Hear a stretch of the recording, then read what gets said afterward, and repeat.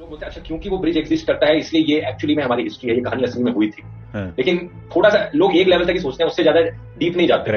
इसमें थोड़ी deductive reasoning apply करके देखो कि क्या एक मैन मेड चीज का एग्जिस्ट होना प्रूव करता है कि पूरी कहानी असली होती है? क्या ये वो लॉजिक नहीं हो गया कि स्पाइडरमैन में न्यूयॉर्क शहर दिखाते हैं तो न्यूयॉर्क शहर तो असली में एग्जिस्ट करता है, तो स्पाइडरमैन भी असली होगा, स्पाइडरमैन भी असली में एग्जिस्ट करता है? नहीं होता है। सिमिलरली मैंने कहा कि अगर राम सेतु यहाँ पर असली है तो इसका मतलब ये नहीं कि रामायण में बताई गई कहानियां असली हो जाएंगी। मेरा पर्सनली मानना है कि हो सकता है ये चीजें हुई हो पास्ट में, लेकिन उस तरीके से नहीं जिस तरीके से इन्हें लिखा गया है। ये लेख मेरा मानना है कि एक मेटाफोरिकल लेख है।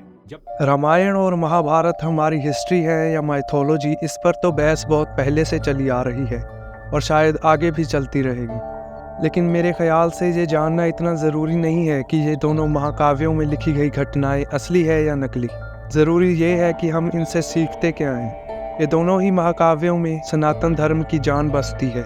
इनसे हमें सही मायनों में जीने का तरीका सीखने को मिलता है। इसलिए आज की हमारी वीडियो में हम 5 ऐसे मेन लेसन्स की बात करेंगे जो हमें रामायण से सीखने के लिए मिलते हैं। वीडियो शुरू करने से पहले मेरी तरफ से आप सबको दुशहरे की शुभकामनाएं। उम्मीद है कि हम सब इस दुशहरे के त्यौहार पर अपने अंदर की बुराई और नफरत को मिटाकर अच्छाई और प्यार को बढ़ावा देंगे। पहली चीज़ जो हमें रामायण से सीखने को मिलती है वो है कर्तव्य यानी धर्म का महत्व। रामायण की सबसे गहरी सीखों में से एक है धर्म का पालन। भगवान राम ने अपने कर्तव्यों को निभाने के लिए व्यक्तिगत सुखों का त्याग किया। उन्होंने अपने पिता की बात रखने के लिए 14 साल का वनवास स्वीकार कर लिया। ये हमें सिखाता है कि कर्तव्य निभाने में कभी कभी निजी बलिदान देना पड़ता है, लेकिन यह समाज की नैतिकता को बनाए रखता है। चाहे वे रिश्ते हों, काम हो या समाज में हमारी भूमिका, हमारा कर्तव्य निभाना ज़रूरी है। यही बात हमें भगवद गीता से भी सीखने को मिलती है। यथा कुर्वन्ति भारत कुर्यात विद्वान तथा सक्तः चिकीर्षुर लोक संग्रह। हे भारत, कर्म तो अज्ञानी भी करते हैं, परंतु केवल अपने निहित स्वार्थ की दृष्टि से। ज्ञानी का कर्म तो निस्वार्थ होता है, संसार के संतुलन को स्थिर बनाए रखने के लिए होता है, लोक कल्याण के लिए होता है। इसलिए हे पार्थ, अपने मन पर कोई बोझ न लो, अपना कर्म मुझे अर्पण कर दो और यह धर्म युद्ध करो। कर्तव्य पालन के मार्ग पर तो मृत्यु भी कल्याणकारी हो जाती है। यदि पितामह, गुरुजनों और सगे संबंधियों का तुम्हें वध भी करना पड़े तब भी तुम्हें पाप नहीं लगेगा, क्योंकि कर्तव्य पालन पाप रहित होता है। पार्थ, कर्तव्य पालन पाप रहित होता है। यदि वे वीर गति को प्राप्त हुए तो उनकी मृत्यु कल्याणकारी हो जाएगी, और यदि तुम वीर गति को प्राप्त हुए तो तुम्हारी मृत्यु। इसलिए हे पार्थ, युद्ध करो, क्योंकि धर्म का मार्ग पाप का मार्ग नहीं हो सकता। भक्ति और निष्ठा की ताकत। हनुमान जी की भगवान राम के प्रति निस्वार्थ भक्ति और निष्ठा एक अमर उदाहरण है। समुद्र पार कर सीता जी की खोज से लेकर राम जी की सेवा तक उनकी भक्ति हमें सिखाती है कि सच्ची निष्ठा और समर्पण से असंभव कार्य भी संभव हो जाते हैं। ये हमें सिखाता है कि जब हम किसी चीज़ के प्रति पूरी तरह समर्पित होते हैं तो हमारी शक्ति और साहस भी बढ़ जाते हैं और हम अपनी छिपी हुई शक्तियों को पहचानते हैं। 400 कोस के विशाल महासागर के पार सीता माता अधर्मी आतताई रावण के अधीन है। साधन मिल गया है, सिद्धि तुम्हारे हाथ है बजरंगबली। हे अमित तेजस्वी हनुमान, अपने अंदर उमड़ती उमंगों से सागर की उमंगों पर विजय प्राप्त करो। सीता की सुध ले आओ, अधर्मी और अज्ञानी असुरों को चेतावनी दे आओ। जागो जागो।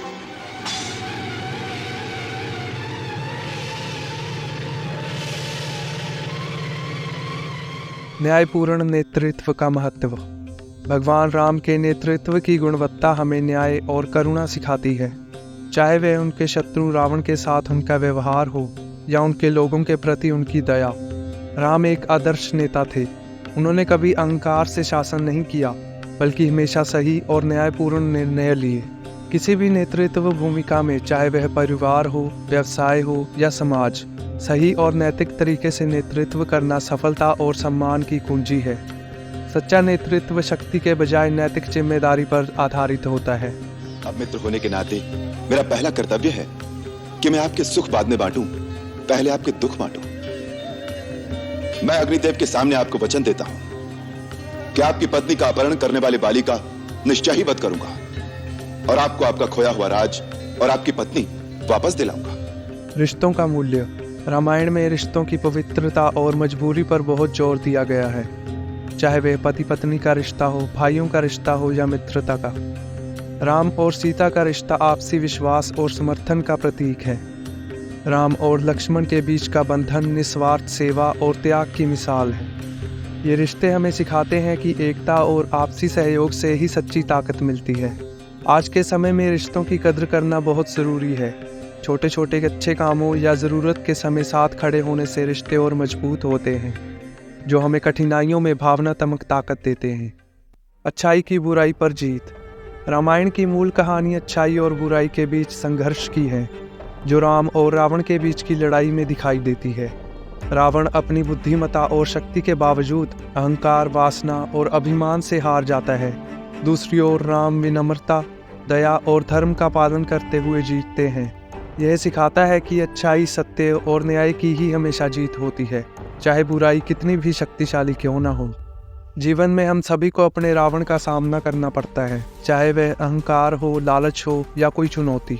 लेकिन रामायण हमें सिखाती है कि अगर हम धर्म के मार्ग पर चलते हैं तो हम किसी भी बाधा को पार कर सकते हैं। रामायण सिर्फ एक कहानी नहीं है, बल्कि एक जीवन जीने का तरीका सिखाती है।